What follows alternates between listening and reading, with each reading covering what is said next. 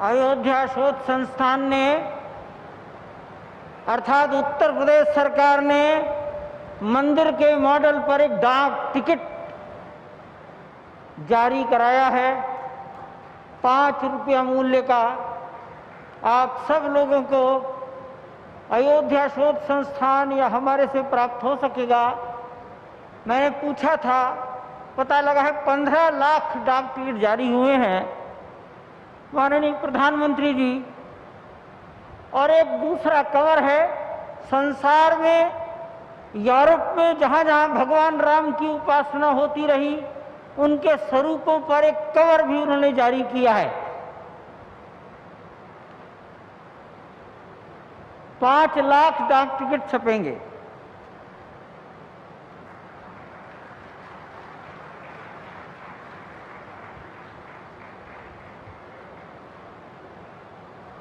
ले लें, कृपया बैठ जाए। अयोध्या शोध संस्थान ने ही माननीय मुख्यमंत्री जी के निवेदन पर काष्ठ की एक 3 फीट ऊंची कोदंडराम की प्रतिमा कर्नाटक राज्य से लगभग 6 महीने में तैयार हुई है। मुख्यमंत्री महोदय की ओर से माननीय प्रधानमंत्री जी को इस कार्यक्रम के अवसर पर कोदंडराम। अब मैं माननीय प्रधानमंत्री जी से करबद्ध प्रार्थना करता हूं, ये समाज आपका मार्गदर्शन चाहता है।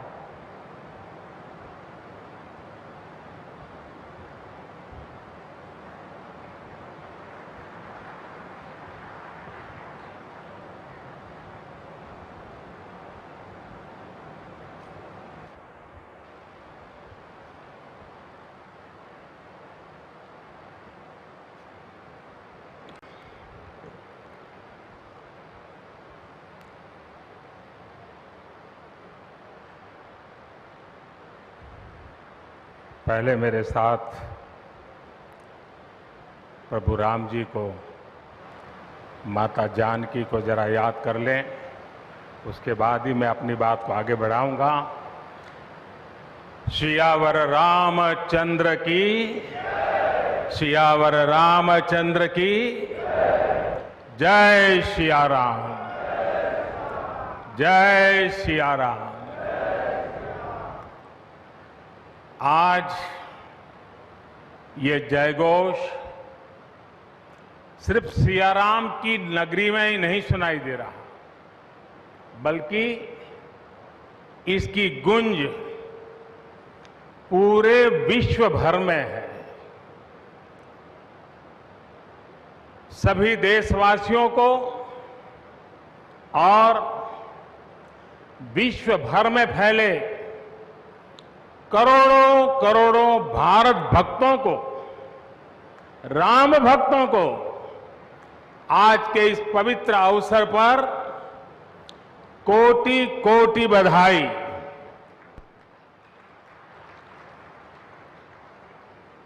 मंच पर विराजमान उत्तर प्रदेश के ऊर्जावान, यशस्वी, लोकप्रिय मुख्यमंत्री श्रीमान आदित्य योगीनाथ जी, यूपी की गवर्नर बहन आनंदीबेन पटेल जी, परम पूज्य नृत्य गोपाल दास जी महाराज और हम सभी के श्रद्धेय आदरणीय मोहनराव भागवत जी, और यहां पर हिंदुस्तान के कोने कोने से आए हुए सभी संत परंपरा के महान तपस्वी जन, देश के सभी नागरिकों, ये मेरा सौभाग्य है कि श्री राम जन्मभूमि तीर्थ क्षेत्र ट्रस्ट ने मुझे आमंत्रित किया, इस ऐतिहासिक पल का साक्षी बनने का अवसर दिया। मैं इसके लिए हृदयपूर्वक श्री राम जन्मभूमि तीर्थ क्षेत्र ट्रस्ट का आभार व्यक्त करता हूं।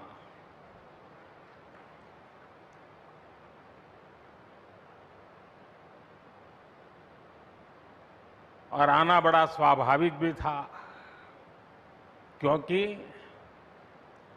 राम काज किनु बिनु मोहि कहां विश्राम।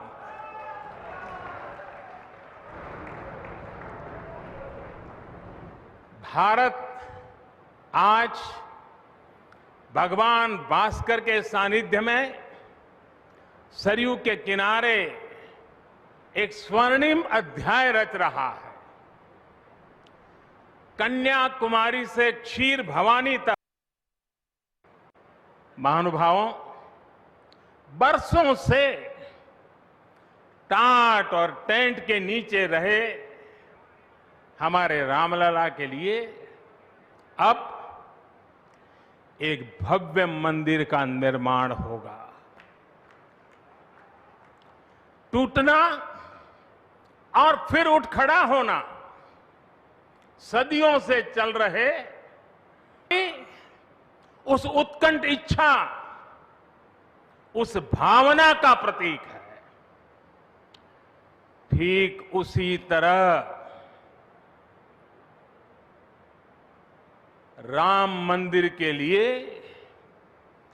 कई कई सदियों तक, कई कई पीढ़ियों ने अखंड अविरत एक निष्ठ प्रयास किया है। आज का ये दिन उसी तप, त्याग और संकल्प का प्रतीक है। राम मंदिर के लिए चले आंदोलन में अर्पण भी था, तर्पण भी था, संघर्ष भी था, संकल्प भी था। जिनके त्याग, बलिदान और संघर्ष से आज ये स्वप्न साकार हो रहा है, जिनकी तपस्या राम मंदिर में नींव की तरह जुड़ी हुई है, मैं उन सब लोगों को 130 करोड़ देशवासियों की तरफ से सर झुका करके नमन करता हूं, उनका वंदन करता हूं। संपूर्ण सृष्टि की शक्तियां राम जन्मभूमि के पवित्र आंदोलन से जुड़ा हर व्यक्तित्व जो जहां है इस आयोजन को देख रहा है, वो भाव विभोर है, सभी को आशीर्वाद दे रहा है। साथियों, राम हमारे मन में गढ़े हुए हैं, हमारे भीतर धुल मिल गए हैं। कोई काम करना हो तो प्रेरणा के लिए हम भगवान राम की ओर ही देखते हैं। आप भगवान राम की अद्भुत शक्ति देखिए। इमारतें नष्ट हो गई,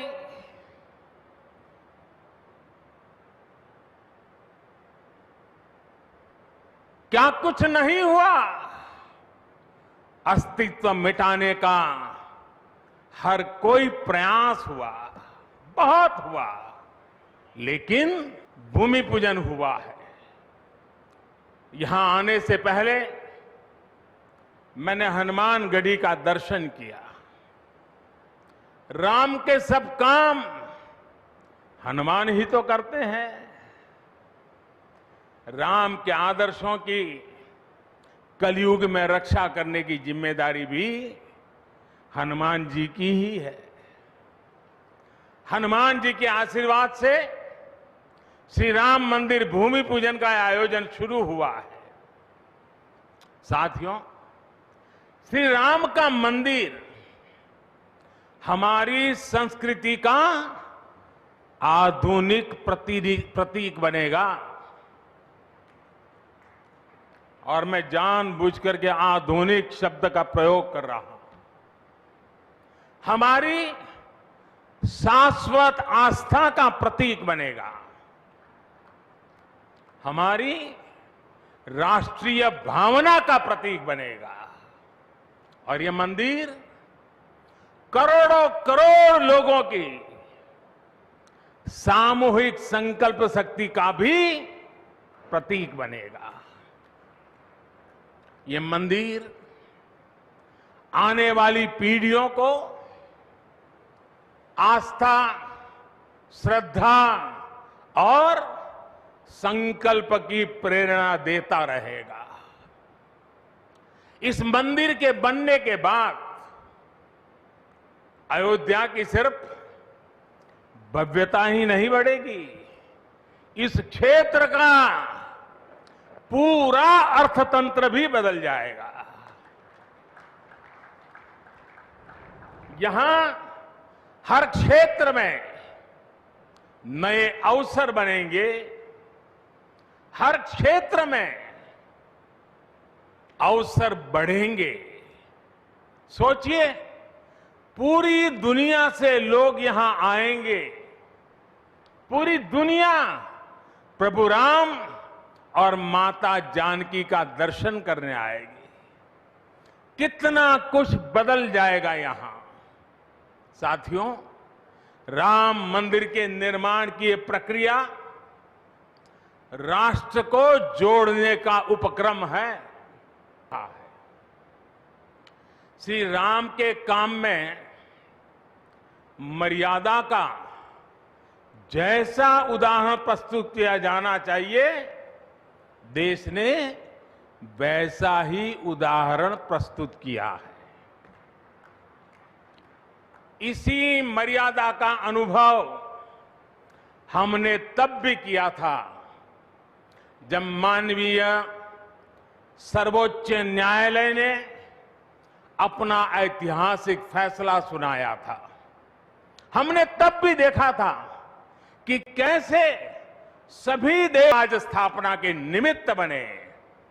जिस तरह गरीब, पिछड़े, विदेशी आक्रांताओं के साथ लड़ाई में महाराजा सुहेल देव के संबल बने, जिस तरह दलितों, पिछड़ों, आदिवासियों, समाज के हर वर्ग ने आजादी की लड़ाई में गांधी जी को सहयोग दिया, उसी तरह आज देश भर के लोगों के सहयोग से राम मंदिर निर्माण का ये पुण्य कार्य प्रारंभ हुआ है। हम जानते हैं, जैसे पत्थरों पर श्री राम लिखकर, पत्थरों पर श्री राम लिखकर राम सेतु बनाया गया, वैसे ही घर घर से, गांव गांव से श्रद्धापूर्वक पूजी शिलाएं यहां ऊर्जा का स्रोत बन गई है। देश भर के धामों और मंदिरों से लाई गई मिट्टी और नदियों का पवित्र जल वहां के लोगों की, वहां की संस्कृति और वहां की भावनाएं आज यहां की एक अमोघ शक्ति बन गई है। वाकई वाकई ये न भूतो न भविष्यति है।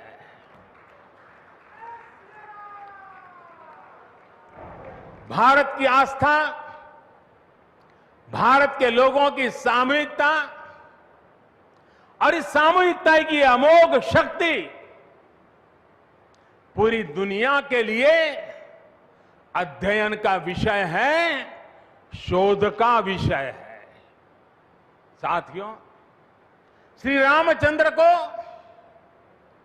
तेज में सूर्य के समान, क्षमा में पृथ्वी के तुल्य, बुद्धि में बृहस्पति के सदस्य और यश में इंद्र के समान माना गया है।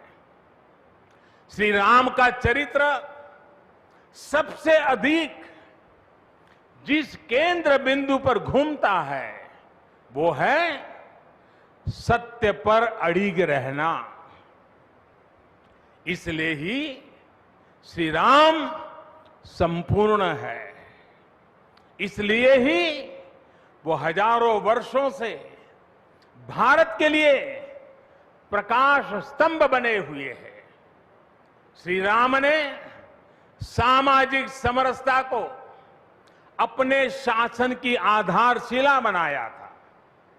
उन्होंने गुरु वशिष्ठ से ज्ञान, केवट से प्रेम, सबरी से मातृत्व, हनुमान जी एवं वनवासी बंधुओं से सहयोग और प्रजा से विश्वास प्राप्त किया। यहां तक कि एक गिलहरी की महत्ता को भी उन्होंने सहर्ष स्वीकार किया। उनका अद्भुत व्यक्तित्व, उनकी वीरता, उनकी उदारता, उनकी सत्यनिष्ठा, उनकी निर्भीकता, उनका धैर्य, उनकी दृढ़ता, उनकी दार्शनिक दृष्टि युगों युगों तक प्रेरित करते रहेंगे। राम प्रजा से एक समान प्रेम करते हैं, लेकिन गरीबों और दीन दुखियों पर उनकी विशेष कृपा रहती है। और इसीलिए तो माता सीता राम जी के लिए कहती हैं, दीन दयाल बिरिदु संभारी, यानी जो दीन है, जो दुखी हैं, उनकी बिगड़ी बनाने वाले श्री राम है। साथियों, जीवन का ऐसा कोई पहलू नहीं है जहां हमारे राम प्रेरणा न देते हो। भारत की ऐसी कोई भावना नहीं है जिसमें प्रभु राम झलकते न हो। भारत की आस्था में राम है, भारत के आदर्शों में राम है, भारत की दिव्यता में राम है, भारत के दर्शन में राम है।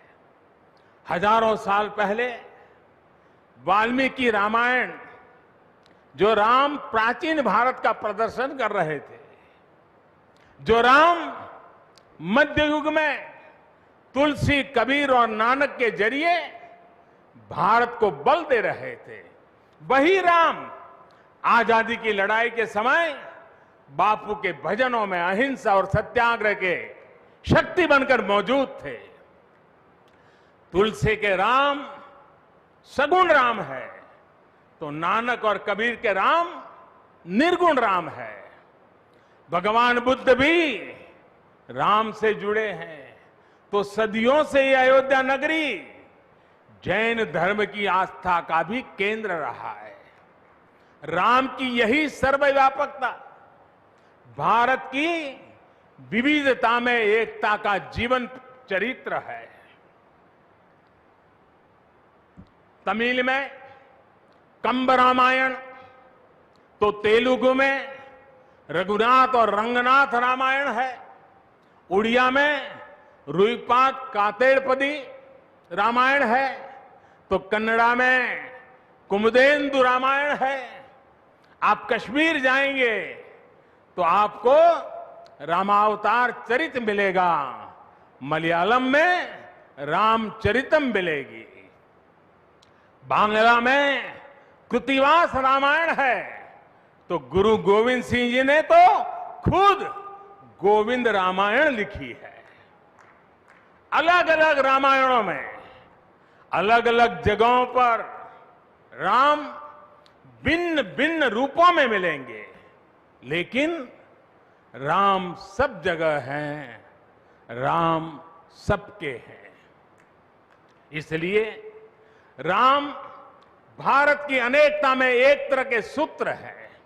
साथियों, दुनिया में कितने ही देश राम के नाम का वंदन करते हैं। वहां के नागरिक खुद को श्री राम से जुड़ा हुआ मानते हैं। विश्व की सर्वाधिक मुस्लिम जनसंख्या जिस देश में है वो है इंडोनेशिया। वहां हमारे देश की तरह काकाविन रामायण, स्वर्णदीप रामायण, योगेश्वर रामायण जैसी कई अनूठी रामायण है। राम आज भी वहां पूजनीय है। कंबोडिया में रमकेर रामायण है। लाओ में फ्रालाप रामायण है। मलेशिया में हिकायत शेरी राम, तो थाईलैंड में रामाकेन है। आपको ईरान और चीन में भी राम के प्रसंग तथा राम कथाओं का विवरण मिलेगा।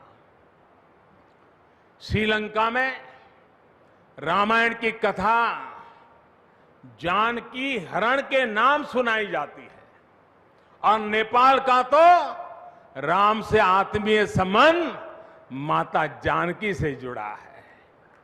ऐसे ही दुनिया के और न जाने कितने देश हैं, कितने छोर हैं, जहां की आस्था में या अतीत में राम किसी न किसी रूप में रचे बसे हैं। आज भी भारत के बाहर दर्जनों ऐसे देश हैं जहां वहां की भाषा में राम कथा आज भी प्रचलित है। मुझे विश्वास है कि आज इन देशों में भी करोड़ों लोगों को राम मंदिर के निर्माण का काम शुरू होने से बहुत सुखद अनुभूति हो रही होगी। आखिरकार राम सबके हैं, राम सब में है। साथियों, मुझे विश्वास है कि श्री राम के नाम की तरह ही अयोध्या में बनने वाला भव्य राम मंदिर भारतीय संस्कृति की समृद्ध विरासत का द्योतक होगा। मुझे विश्वास है कि यहां निर्मित होने वाला राम मंदिर अनंत काल तक पूरी मानवता को प्रेरणा देगा। इसलिए हमें यह भी सुनिश्चित करना है कि भगवान श्री राम का संदेश, राम मंदिर का संदेश, हमारी हजारों सालों की परंपरा का संदेश कैसे पूरे विश्व तक निरंतर पहुंचे, कैसे हमारे ज्ञान, हमारी जीवन दृष्टि से विश्व परिचित हो, ये हमारी वर्तमान और हमारी भावी पीढ़ियों की विशेष जिम्मेदारी है। इसी को समझते हुए आज देश में भगवान राम के चरण जहां जहां पड़े वहां राम सर्किट का निर्माण किया जा रहा है। अयोध्या तो भगवान राम की अपनी नगरी है। अयोध्या की महिमा तो खुद प्रभु श्री राम ने कही है। जन्मभूमि मम पुरी सुहावनी। यहां राम कह रहे हैं, मेरी जन्मभूमि अयोध्या अलौकिक शोभा की नगरी है। मुझे खुशी की आज प्रभु राम की जन्मभूमि की भव्यता, दिव्यता बढ़ाने के लिए कई ऐतिहासिक काम हो रहे हैं। साथियों, हमारे यहां शास्त्रों में कहा गया है, न राम सदस्यो राजा पृथ्व्याम नीतिवान अभूत। यानी कि पूरी पृथ्वी पर श्री राम के जैसा नीतिवान शासक कभी हुआ ही नहीं। श्री राम की शिक्षा है, नहीं दरिद्र को दुखी न दीना। कोई भी दुखी न हो, गरीब न हो। श्री राम का सामाजिक संदेश है, पहुष्ट नर नारी कह समाज उत्सव शोभित। नर नारी सभी समान रूप से सुखी हो, भेदभाव नहीं। श्री राम का निर्देश है कच्चित ते दयती है सर्वे है कृषि गोरक्ष जीविना। किसान पशुपालक सभी हमेशा खुश रहे। श्री राम का आदेश है कश्चित वृद्धांच बालांच वैद्यान मुखान राघव त्रिभिहि ऐते बुभूष से। बुजुर्गों की, बच्चों की, चिकित्सकों की सदैव रक्षा होनी चाहिए। ये कोरोना ने हमको बराबर सिखा दिया है। श्री राम का आह्वान है जो सभित आवाज सरनाई रखी हूं ताही प्राण की नाई। जो शरण में आए उसकी रक्षा करना सभी का कर्तव्य है। श्री राम जी का ही ये संदेश है। श्री राम जी का भी कमिटमेंट है जननी जन्मभूमिश्च स्वर्गादपि गरीयसी। अपनी मातृभूमि स्वर्ग से भी बढ़कर होती है। और भाइयों बहनों, ये भी श्री राम की नीति है। और वो क्या है? भय बिनु होई न प्रीति। इसलिए हमारा देश जितना ताकतवर होगा उतनी ही प्रीति और शांति भी बनी रहेगी। राम की यही नीति, राम की यही रीति सदियों से भारत का मार्गदर्शन करती रही है। राष्ट्रपिता महात्मा गांधी ने इन्हीं सूत्रों, इन्हीं मंत्रों के आलोक में राम राज्य का सपना देखा था। राम का जीवन, उनका चरित्र ही गांधी जी के राम राज्य का रास्ता है। साथियों, स्वयं प्रभु श्री राम ने कहा है देश काल अवसर अनुआहारी बोले वचन विनित विचारी। अर्थात राम समय, स्थान और परिस्थितियों के हिसाब से बोलते हैं, सोचते हैं, करते भी है। राम हमें समय के साथ बढ़ना सिखाते हैं, समय के साथ चलना सिखाते हैं। राम परिवर्तन के पक्षगर है, राम आधुनिकता के पक्षगर है। उनकी इन्हीं प्रेरणाओं के साथ, श्री राम के आदर्शों के साथ भारत आज आगे बढ़ रहा है। साथियों, प्रभु श्री राम ने हमें कर्तव्य पालन की सीख दी है।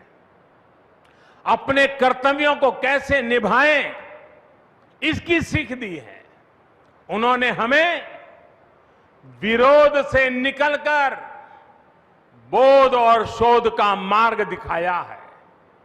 हमें आपसी प्रेम और भाईचारे के जोड़ से राम मंदिर की इन शिलाओं को जोड़ना है। हमें ध्यान रखना है जब जब मानवता ने राम को माना है, विकास हुआ है। जब जब हम भटके हैं, विनाश के रास्ते खुले हैं। हमें सभी की भावनाओं का ध्यान रखना है। हमें सबके साथ से, सबके विश्वास से सबका विकास करना है। अपने परिश्रम, अपनी संकल्प शक्ति से एक आत्मविश्वासी और आत्मनिर्भर भारत का निर्माण करना है। साथियों, तमिल रामायण में श्री राम कहते हैं कालम तान इंड इनुम इरितु पोलाम भाव ये कि अब देरी नहीं करनी है, अब हमें आगे बढ़ना है। आज भारत के लिए भी, हम सबके लिए भी भगवान राम का यही संदेश है। मुझे विश्वास है हम सब आगे बढ़ेंगे, देश आगे बढ़ेगा। भगवान राम का ये मंदिर युगों युगों तक मानवता को प्रेरणा देता रहेगा, मार्गदर्शन करता रहेगा। वैसे कोरोना की वजह से जिस तरह के हालात हैं, प्रभु राम का मर्यादा का मार्ग आज और अधिक आवश्यक है। वर्तमान की मर्यादा है 2 गज की दूरी, मास्क है जरूरी। मर्यादाओं का पालन करते हुए सभी देशवासियों को प्रभु राम, माता जानकी स्वस्थ रखें, सुखी रखें, यही प्रार्थना है। सभी देशवासियों पर माता सीता और श्री राम का आशीर्वाद बना रहे, इन्हीं शुभकामनाओं के साथ सभी देशवासियों को एक बार फिर कोटि कोटि बधाइयां। मेरे साथ पूरे भक्ति भाव से बोलिए, सियापति रामचंद्र की, सियापति रामचंद्र की, सियापति रामचंद्र की। बहुत बहुत धन्यवाद।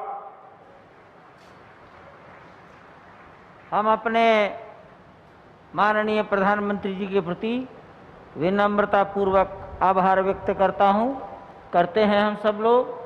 वे अब हमसे विदाई लेना चाहते हैं। हम सब कृपया खड़े होकर सम्मान पूर्वक उनको नृत्य